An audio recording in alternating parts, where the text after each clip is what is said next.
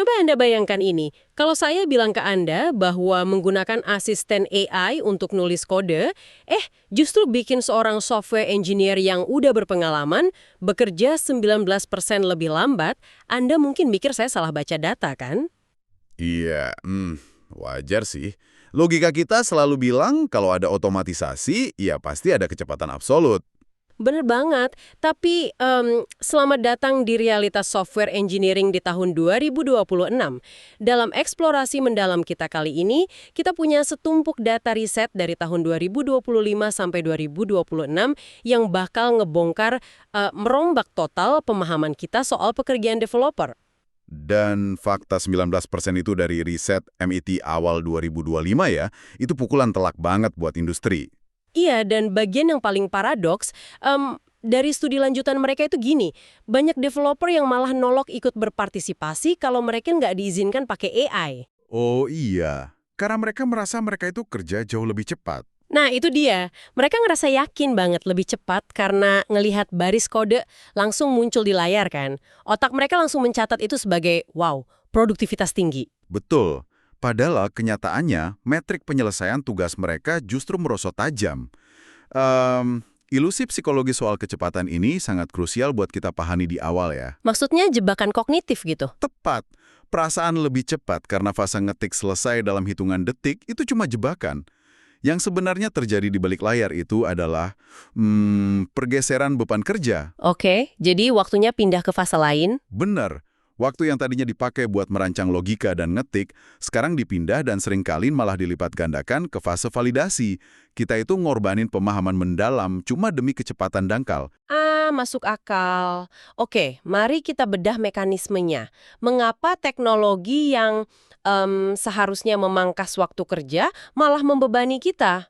Saya ngebayanginnya tuh kayak pabrik yang punya ban berjalan atau assembly line gitu. Ya, analogi yang bagus gimana tuh? Jadi AI bikin ban berjalan ini gerak cepat banget, mencetak ratusan komponen per menit.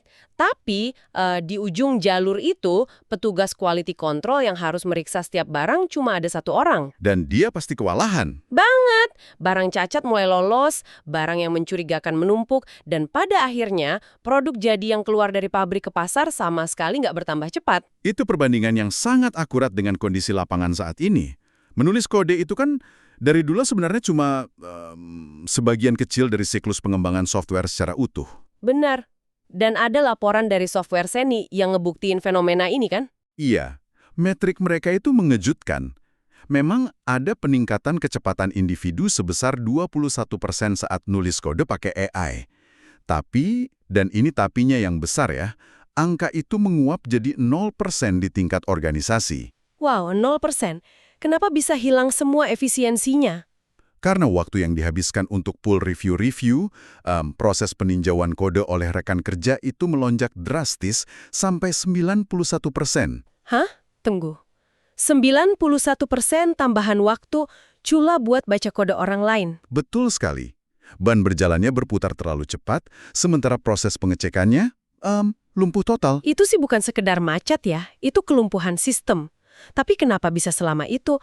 Apakah karena kode buatan AI ini emang super berantakan gitu sampai susah dibaca? Nah, ironisnya justru kebalikannya. 66% developer itu ngeluh kalau AI sangat ahli bikin kode yang hampir benar, tapi nggak sepenuhnya benar. Saya tahu tipe ini. Kodenya kelihatan rapih banget kan? Sangat elegan. Sintaksisnya sempurna, bahkan bisa lolos kalau dites otomatis yang dasar-dasar. Tapi, nah ini bahayanya. AI sering nyelipin cacat logika yang sangat halus. Atau mungkin asumsi arsitekturnya nggak nyambung sama code base perusahaan. Bener banget. Dan ngebaca kode yang kelihatannya sempurna, tapi diam-diam rusak, itu butuh beban kognitif yang jauh lebih tinggi daripada nge-review kode manusia. Kalau manusia kan kita bisa tebak, oh gaya kodenya gini, pola salahnya biasanya di sini. Jadi kita pada dasarnya lagi, reverse engineering cara berpikir mesin dong? Tepat.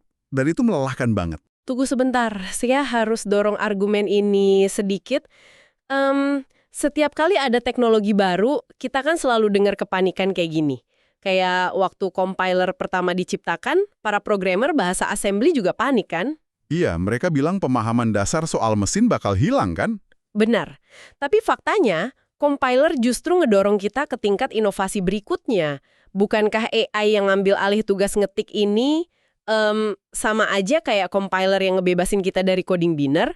Kenapa dampaknya ke tenaga kerja, terutama developer muda, sekarang kok kelihatan lebih destruktif? Perbedaan mendasarnya ada di sifat alatnya. Compiler itu sifatnya deterministik.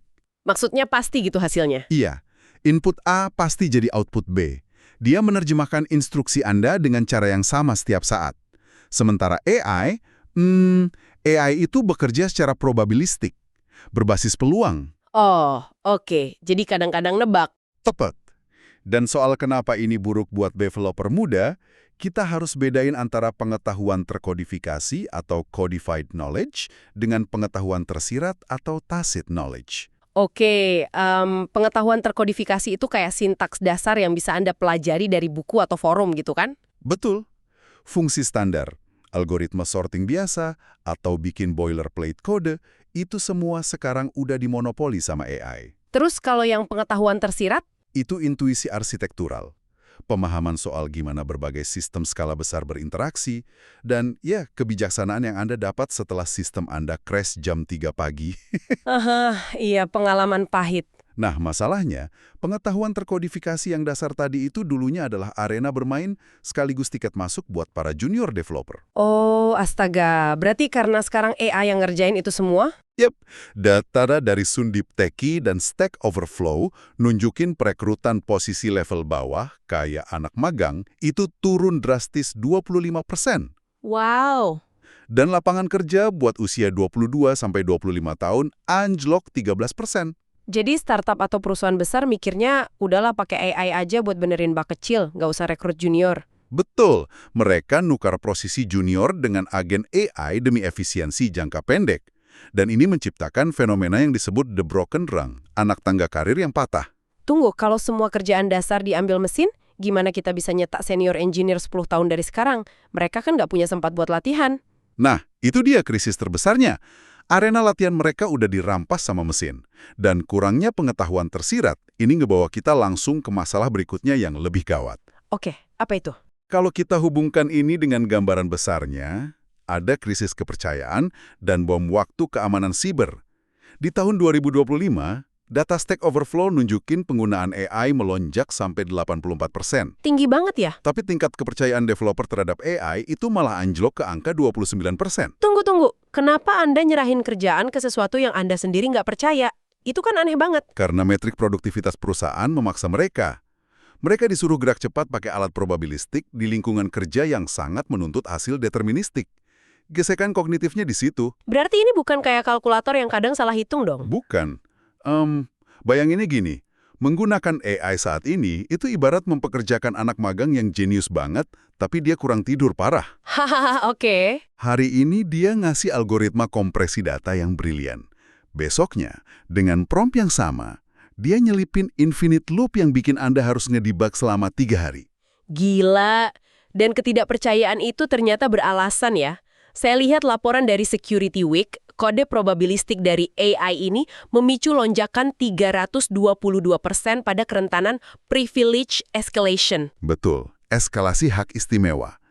AI tanpa sengaja nulis kode yang ngasih celah buat hacker masuk ke level admin sistem.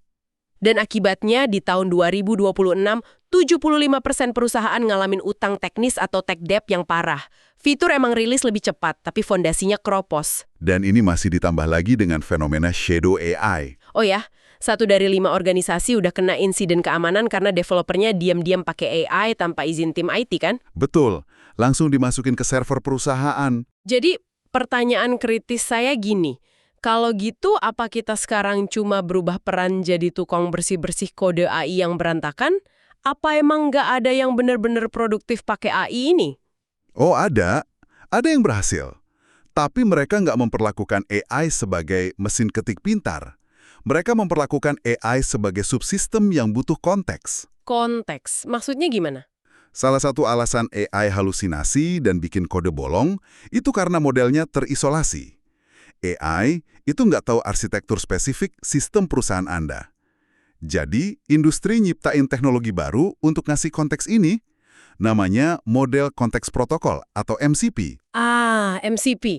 Saya baca data dari Neo4j soal ini. MCP itu semacam protokol universal yang ngebiarin agen AI baca info dari database eksternal secara langsung kan? Tepat. Disinilah bagian yang sangat menarik menurut saya. Kalau pakai analogi asisten tadi, sebelum ada MCP, kita ngasih asisten AI meja sama kalkulator doang. Wajar kalau dia nebak-nebak, kan dia nggak punya dokumen arsip kita. Bener. Nah, dengan MCP, kita nggak cuma ngasih dokumen. Kita ngasih asisten ini kunci master buat jalan-jalan ke ruang arsip, buka server internal, dan baca database perusahaan langsung. Konsep yang sangat kuat buat nyembuhin halusinasi AI. Agen AI kayak cloud desktop bisa punya koneksi plug and play ke alat-alat internal developer. Tapi sayangnya, solusi brilian ini malah buka celah bencana baru Laporan dari NVIDIA dan JFrog nemuin kerentanan kritis berskor CVSS 9.6. Ini parah banget. Ada di komponen NCP Remote Code CVE 2025-6514.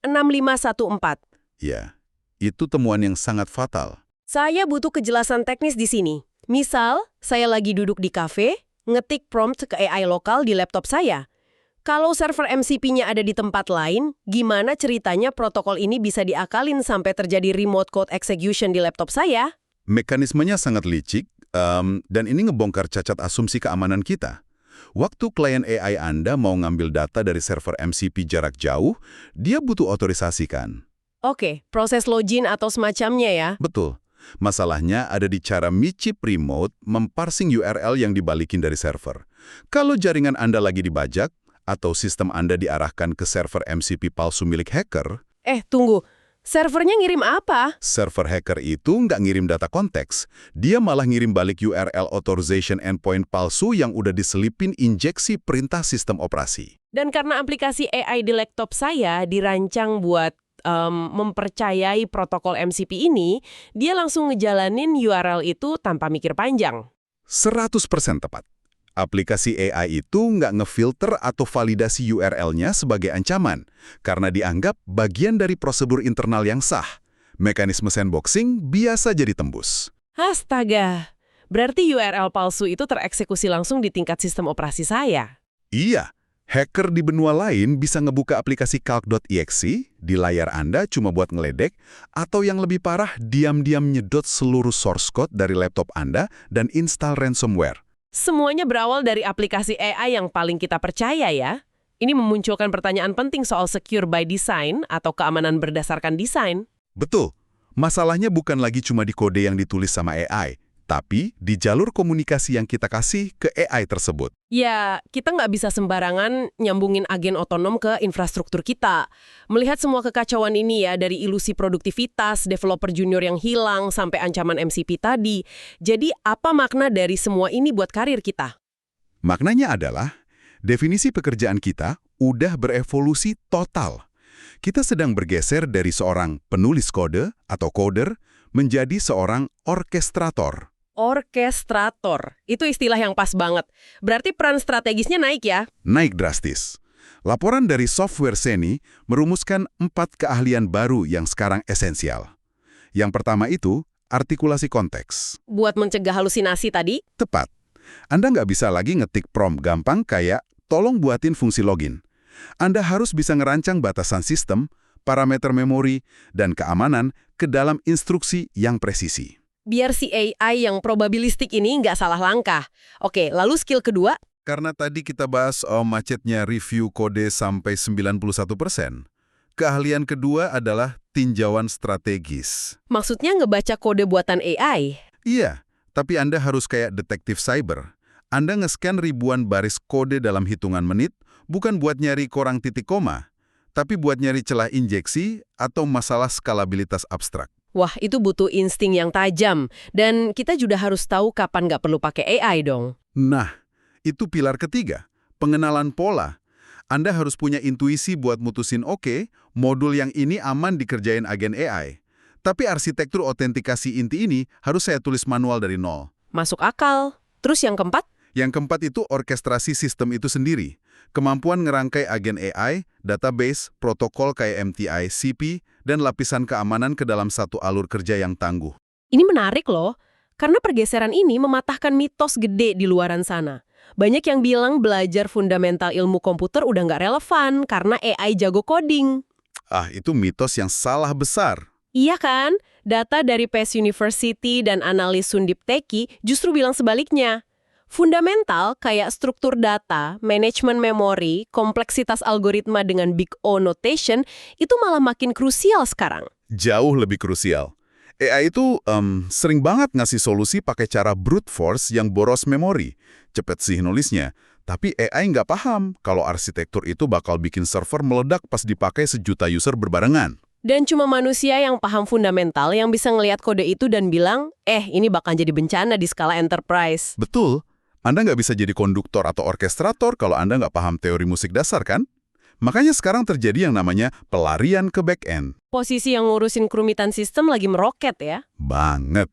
Posisi kayak AI Product Manager, Site Reliability Engineer atau SRE, dan Cyber Security Engineer itu sekarang elit. Dan faktanya, developer yang punya kelancaran AI fluency sekarang nikmatin gaji 17,7% lebih tinggi dari rekan mereka. Wow, 17%. Dan perusahaan berani bayar semahal itu bukan karena mereka ngetik lebih cepat kan? Bukan. Mereka dibayar mahal karena mereka adalah garda depan yang mencegah perusahaan hancur kena tech debt atau eksploitasi protokol tadi. Luar biasa. Kalau kita tarik benang merahnya buat Anda, para pendengar, pesannya sangat jelas. Jangan takut sama AI, tapi jangan pernah percaya secara buta. Peran kita berpindah dari sekedar pengetik kode, jadi arsitek dan penjaga gawang sistem. Kita dituntut jadi lebih pintar secara fundamental, bukan cuma lebih cepat. Benar banget. Evolusi atau tertinggal. Nah, sebelum kita tutup, saya punya satu pemikiran provokatif buat Anda renungkan sendiri nanti. Kita sekarang mulai masuk ke era agentic AI, di mana agen AI lewat protokol kayak MCP tadi gak cuma nulis kode, tapi mulai ngasih perintah ke agen AI lainnya. Ya, agen menyuruh agen. Pertanyaannya adalah, ketika manusia pelan-pelan makin dikeluarkan dari siklus eksekusi dan cuma bertugas nentuin tujuan akhirnya aja, siapa yang akan melakukan proses debugging ketika sistem AI tingkat tinggi itu mulai merancang alat debuggingnya sendiri? Pertanyaan yang mengerikan sebenarnya. Apakah kita akan tetap memegang kendali sebagai orkestrator, atau kita justru beresiko turun kasta, jadi sekedar penonton dari sistem raksasa yang udah nggak sanggup kita pahami? Sesuatu yang sangat layak buat direnungkan. Tetaplah asah rasa ingin tahu Anda, kuatkan pemahaman fundamental, dan jangan berhenti bertanya. Sampai jumpa di eksplorasi mendalam kita selanjutnya.